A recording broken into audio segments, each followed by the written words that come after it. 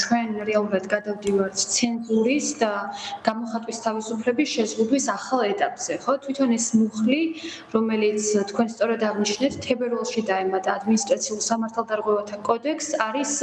აი ამ კონტექსტში მიღებული ცვლილება, ხო? ეს არ არის რაღაც აქამდე არსებული ნორმა, რომელიც ახლა ამოქმედდა ხელისუფლებამ ეს ახალი ცვლილება შემოიღო სწორედ იმიტომ, რომ აი ამ 28 ნოემბრის შემდეგ დაწყებული პროტესტისთვის ეპასუხა, ისევე როგორც ამოქმედა არაერთი სხვა ნორმა და ვთქვათ გაზარდა სანქციები და ჯარიმები იგივე გზის გადაკეტვისთვის, ხო, რომელსაც ვიცით, რომ მასშტაბურად იყენებენ. ეხლა რაც შეეხება უშუალოდ ამ ნორმას, ეს ნორმა არის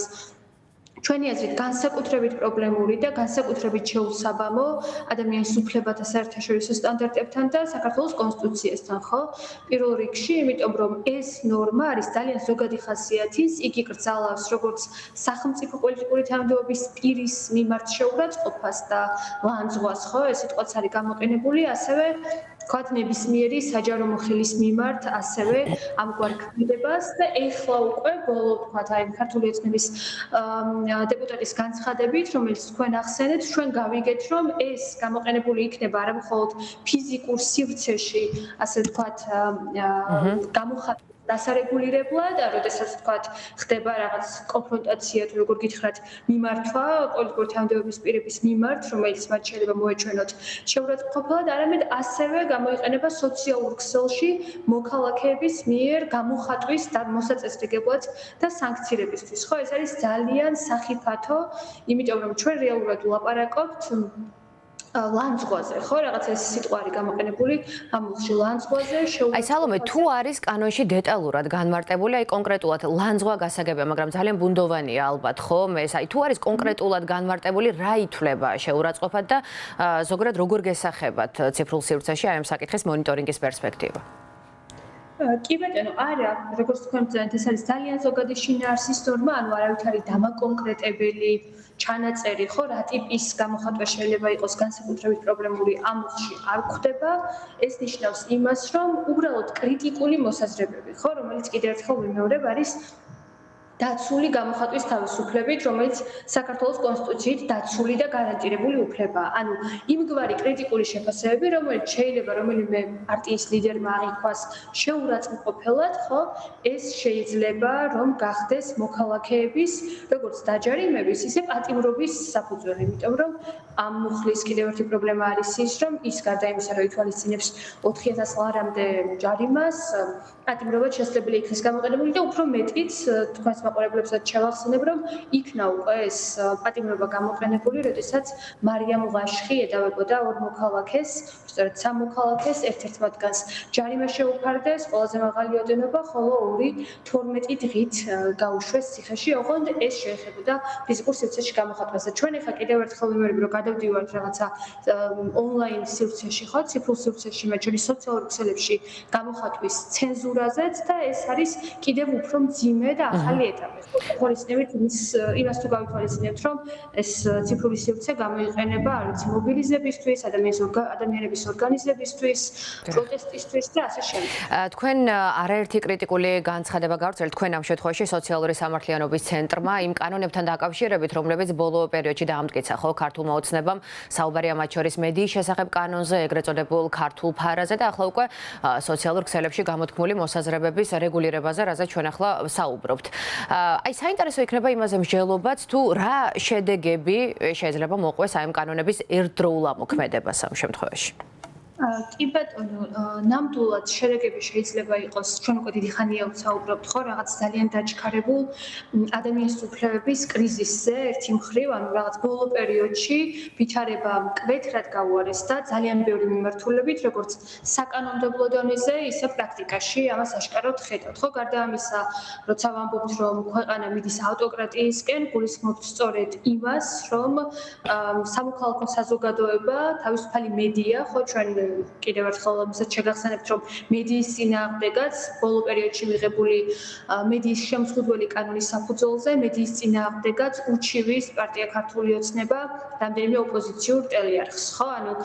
მე თავისუფალი მედია სამოქალაქო საზოგადოება, რომელიც ფარას, ეგრეთ წოდებული უცხოური აგენტების რეგისტრაციის აქტის საფუძველზე არის თავდასხმის ქვეშ და ეხლა უკვე მოქალაქეების გამოხატვა სოციალურ ქსელებში, ხო? იკრება რაღაცა სრული აკეტი, კომპლექტი რეპრესიისა და ადამიანების გამოხატვის და თავისუფალი, როგორ გითხრათ, აქტივიზმის, საქმიანობის აშკარა და ცალსახა შეზღუდვისა. ხო, უკვე რაღაც კითხვის ნიშნები აღარ რჩება, რა არის მიზანი. მიზანი არის კრიტიკის ჩახშობა მაქსიმალურად, ხო? ყველა იმ აქტორის გაქრობა ან გაუნებელყოფა, რომელმაც შეიძლება დისკომფორტი შეუქმნას ხელისუფლებას. ხო, მაგალითად შეიძლება ჩვენ ვაწარმოოთ იგივე ვისაუბროთ წამების საქმეებზე და მათ გამოუძიებლობაზე, ხო, ვისაუბროთ აი ამ შემსხუდველ კანონებზე. გავაკრიტიკოთ ხელისუფლება მისი ძალიან პრობლემური სოციალური პოლიტიკის გამო, ხო, რასაც ყოველდღიურად ვაკეთებთ და ეს უკვე არის იმგვარი დისკომფორტი ხელისუფლებისთვის, რომელსაც როგორც ჩანს ის უკვე ვეღარ იტანს, მიუხედავად იმისა, რომ დემოკრატიულ საზოგადოებაში მას, რა თქმა უნდა, ამ კრიტიკის მიღება ევალება და მივდივართ იქამდე, რომ იგი ამ საკანონმდებლო, ასე ვთქვათ, აქტებით ცდილობს, რომ ბოლომდე გააქროს და ან როგორღაც გააჩეროს, შეაფერხოს ქვეყანაში დამოუკიდებელი აქტორების საქმიანობა. ხო, ყველა მათი საქმიანობა და გამოხატვა, რომელიც არ არის პირდაპირ დაკავშირებული მართლ პარტიასთან, ხო, პარტიასთან ლოიალობა არ აკავშირებს და სწორედ ალბათ აი ამ დიდი განზრახვის მცირე გამოხატულება, თუ ერთ-ერთი გამოხატულება ეს კანონიც, რომელიც ეხლა უკვე ონლაინ სივრცეშიც სერიოზულ შეზღუდვებს უწესებს მოქალაქეებს და მინდა ვთქვა, რომ გარდა იმისა, რომ ეს არის ინდივიდუალური ადამიანების უფლებების შეზღუდვა, ამას ექნება ძალიან სერიოზული სუსხავი ეფექტი, ხო? ესე ვამბობთ ხოლმე უფლებადამცველები, რომ როდესაც ასეთი ნორმები ამოქმედდება, მათ ექნებათ ეფექტი არ მხოლოდ იმ ადამიანების მიმართ, რომლებისთვისაც ის ამოქმედდება, ვთქვათ, ვისაც დაიჭერენ თუ დააპატიმრებენ თუ დააჯარიმებენ, არამედ სხვების მიმართაც, ხო, ადამიანები უფრო მეტად დაფიქრდებიან, სანამ სოციალურ ქსელში რაიმე კრიტიკულს დაწერენ, ხო? და ეს შეეხება ძალიან ბევრ საკითხს და ზუსტად ამიტომაც არის, რომ ეს რეგულაცია საფრთხეს უქმნის იმას, რაც არის საჯარო ინტერესის საგანი, ხო? ეს არ არის ვიღაც ინდივიდუალური აქტივისტის თუ პერსონის ინტერესი, რომ რაღაც დაწეროს. საჯარო ინტერესია, ქვეყნის ინტერესია, რომ რაღაც კრიტიკული საკითხები განიხილებოდეს, მოქალაქეებს ჰქონდეთ აზრის გამოთქმის უფლება, ხო? ეს რაღაც ძალიან მარტივ რაღაცას ვამბობ, მაგრამ ნამდვილად ასწია, რომ აი ამგვარ ფუნდამენტურ საბაზისო დემოკრატიულ მოცემულობას უკვე ძალიან სერიოზული საფრთხე ექმნება და პრაქტიკულად გაქრობის წინაშე დგას სწორედ ამ კანონის გამო. და ბოლოს ძალიან მოკლედ თუ შეიძლება რომ ვისაუბროთ საერთაშორისო პრაქტიკაზე, იმიტომ რომ განსაკუთრებით საინტერესოა რომელ ქვეყნებში მოქმედებს ამ მსგავსი საკანონმდებლო ნორმები და როგორია ზოგადად ამ თვალსაზრისით ევროპული ქვეყნების გამოცდილება. კი ბატონო, როგორც იცით, საქართველო არის ევროპის საბჭოს წევრი და შესაბამისად ჩვენზე ვრცელდება ადამიანის უფლებათა ევროპული კონვენციის მოქმედება, ხო, ჩვენ ამ დოკუმენტის ხელშემკრელი მხარეებიც ვართ, რაც ნიშნავს იმას, რომ ადამიანის უფლებათა ევროპული კონვენციით გარანტირებული გამოხატვის თავისუფლება, გაერთიანების თავისუფლება თუ სხვა უფლებები იცავს ამ ქვეყანაში მოქალაქეებს და უნდა იცავდეს, ხო, როგორც მინიმუმ, შესაბამისად ევროპული სახელმწიფოების პრაქტიკა და ეს შეეხება, რა თქმა უნდა, ყველა ევროპულ სახელმწიფოს, იმიტომ რომ ისინი არიან ასევე ICH არის ევროპული კონვენციის მხარეები, მათი პრაქტიკა, რა თქმა უნდა, არის ის, რომ საჯარო ფიგურების მიმართ, განსაკუთრებით მაღალი პოლიტიკური თანამდებობის პირების მიმართ არსებობს მოლოდინი, რომ მათ აქვთ თმენის ვალდებულება, ხო, რასაკვირველია, როდესაც პირი ხდება საჯარო ფიგურა, ის თვითონ ირჩევს გაცნობიერებულად, რომ მოვიდეს პოლიტიკაში, დაუქვემდებაროს თავისი საქმიანობა საჯარო ყურადღებას და განხილვას, ეს რა თქმა უნდა ნიშნავს იმას, რომ მას ვერ ექნება